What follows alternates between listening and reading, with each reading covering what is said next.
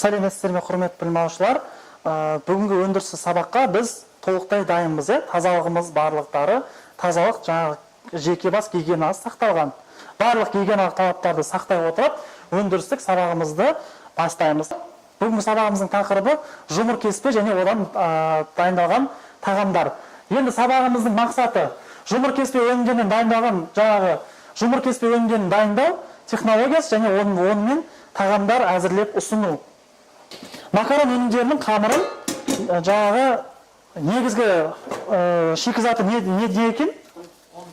ұн, су және жұмыртқа. Жұмыртқа не үшін қосады екенбіз?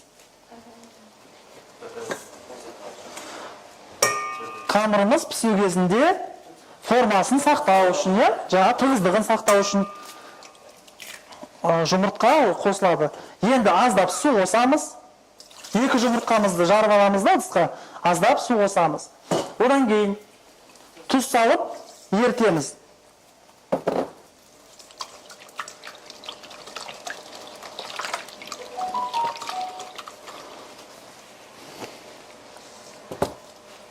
Одан кейін еленіп дайындалған ұнымызды аламыз да қамыр дайындаймыз. Макарон өнімдерінің қамырын дайындаған кезде консистенциясы қалай болу керек екен? Кішкене қаттылау болу керек, жұмсақ болмауы тиіс. Ол да формасын сақтауға, пісу кезіндегі өзінің консистенциясын сақтауға өз ықпалын тигізеді.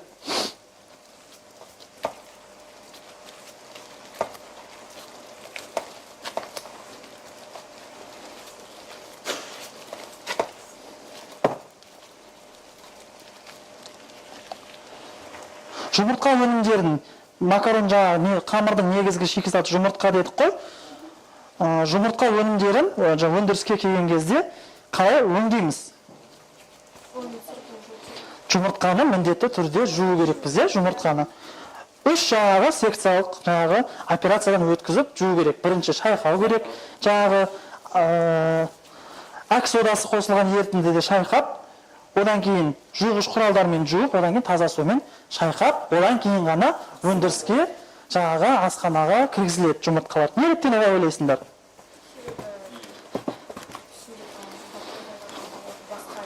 Жұмыртқаның сыртында сальмонелла деген бактериялар бар, сол бактерия ол мына жерге шикізаттарымыздың барлығына тарап кетеді, егер жұмыртқаны жуып қолданбасақ. Сақтаған кезінде де жұмыртқа өнімдерін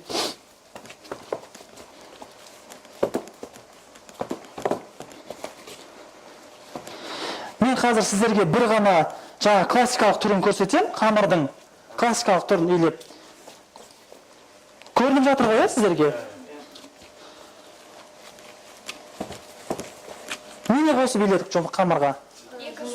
2 жұмыртқа, су, тұз, сосын ұн қосып қамырымызды үйлеп алдық.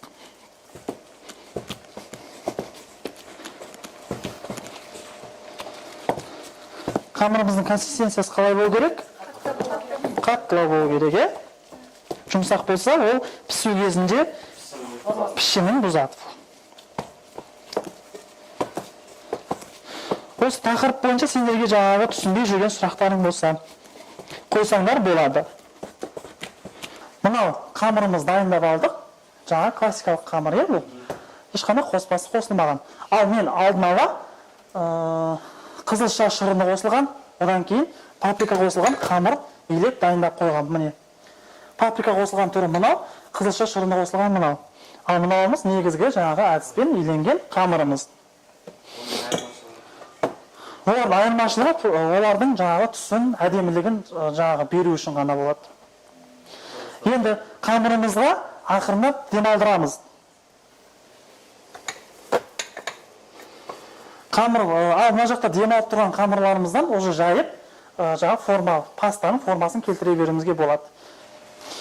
Паста баланез тұздығын өсімдік майымен қуырамыз. Зайту май немесе жай өсімдік майын құйып дайындауға болады екен.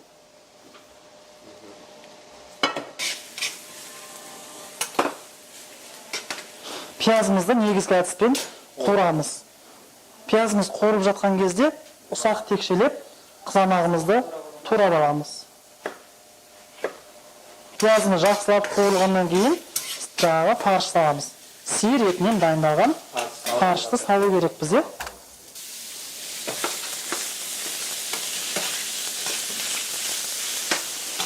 Фаршымыз қуырылғаннан кейін жаңағы текшелеп тұрған қызанағымызды саламыз.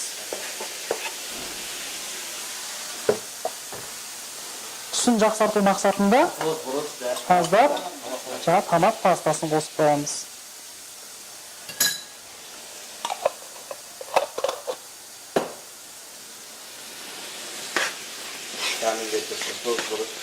Дәмін келтіру үшін тұз бұрышын салып дәмін келтіреміз. Жақсылап бірінші қуырамыз, өйткені біздің қызанағымыздың құрамында қышқылдық жағы мөлшері көп. Одан кейін томат пастасын қостық, оның да құрамында қышқыл мөлшері көп болады. Сондықтан біз жаңа қуырған кезде жақсылап қуырып аламыз, қышқыл дәм кету үшін. Аздап тұз қосып, қара бұрыш қосып, дәмін келтіретін боламыз.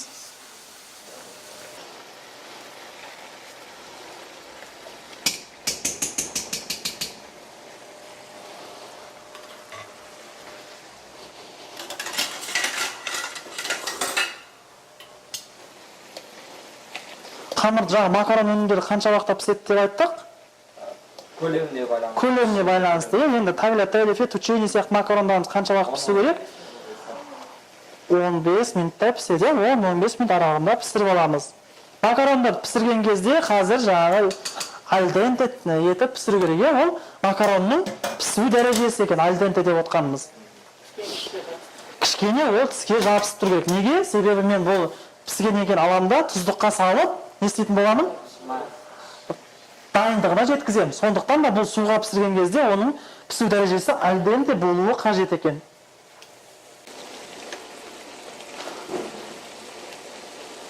Tagliatelle пастасының фетучини пастасының жаңағы айырмашылығы неде екен? Оның пішінінде, көлемінде. Бұлардың пішіндері бір-біріне ұқсас. Мынау пастамыз tagliatelle. Енді кішкене бұдан жалтақтау болатын болса, ол не болады? Фетучини болады.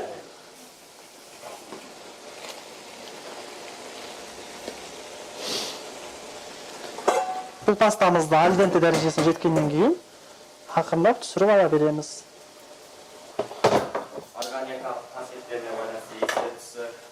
Органолептикалық қасиеттеріне байланысты, әр тағамның органолептикалық қасиеттеріне байланысты өзіне тән иісі, түсі, дәмі болу керек.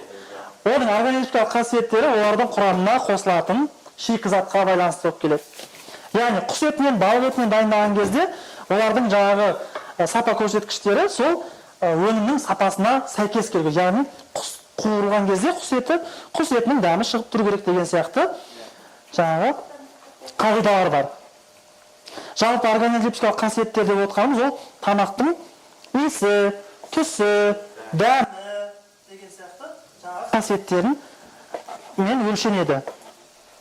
Тауығымызды қазір тілімшелеп турап аламыз. Бір бас сарымсақ қосып тураймыз.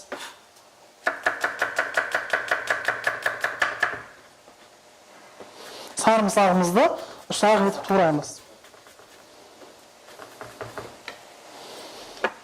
Енді қызып тұрған табамызға сарымай қосамыз. Сарымайымыз ерігеннен кейін бұған көкөністерді салып қуырамыз.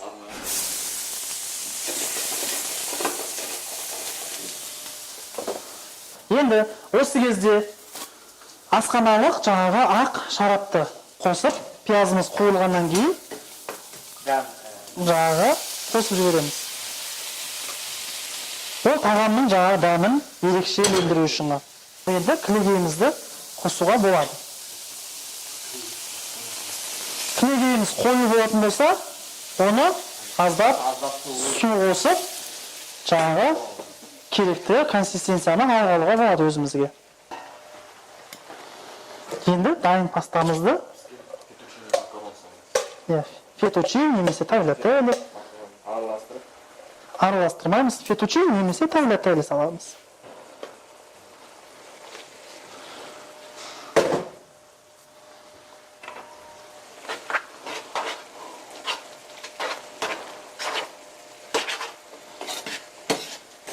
бетіне қазір ірімшігімізді салатын боламыз.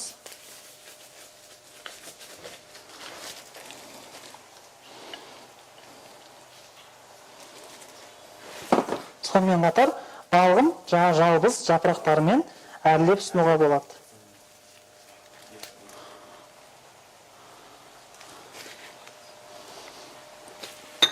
Міне, бірінші тағамыз дайын болды. Енді екінші пастамыздың түрін жасауға кірісеміз. Ол үшін табамызды тағы да қыздыруға қоямыз.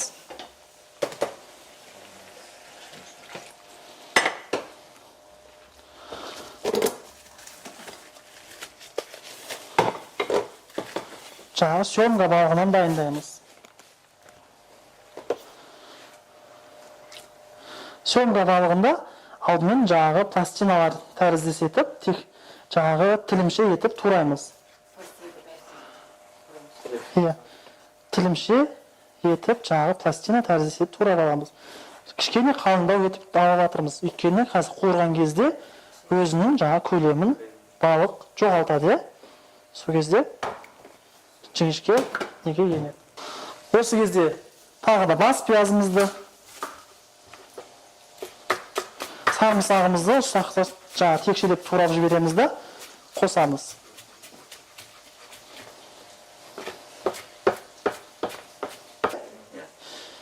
Және семга балығының құрамында майдың мөлшері өте көп болғандықтан, оны қуыруды аса көп қажет етпейді.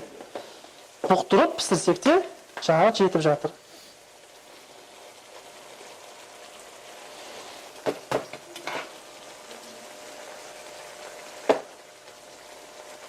Енді осы кезде алдын ала пісіріліп алынған фарфалет пасталарымызды салып бұқтырамыз.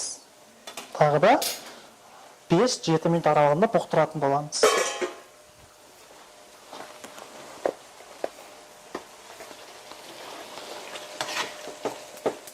Мына фарфалеміз дайын болды. Өзінің керекті консистенцияға жетті. Енді ұсынамыз.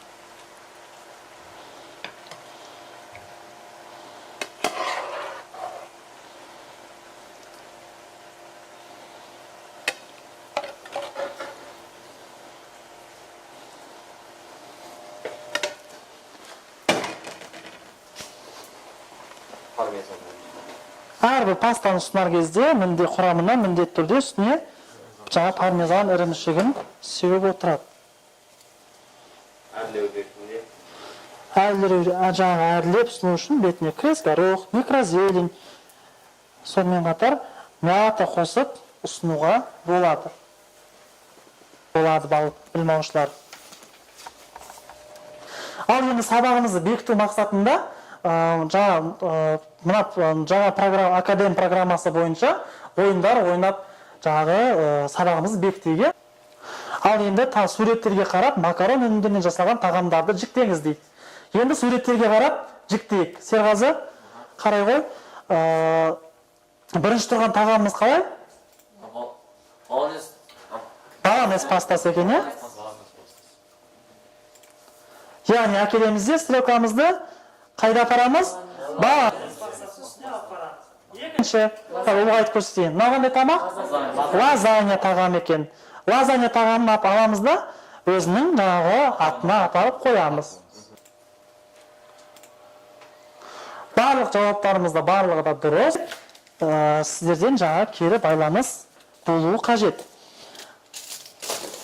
Кері байланысты қалай жүргізесіздер? Кері байланыс мына қағазда жерде көрсетілген пәннің атауын, сабақтың тақырыбын жазасыздар, өздеріңіздің аты жөндеріңізді жазып, мына кестедегі сұрақтар бойынша өз ойларыңызды жазып, маған өткізесіздер.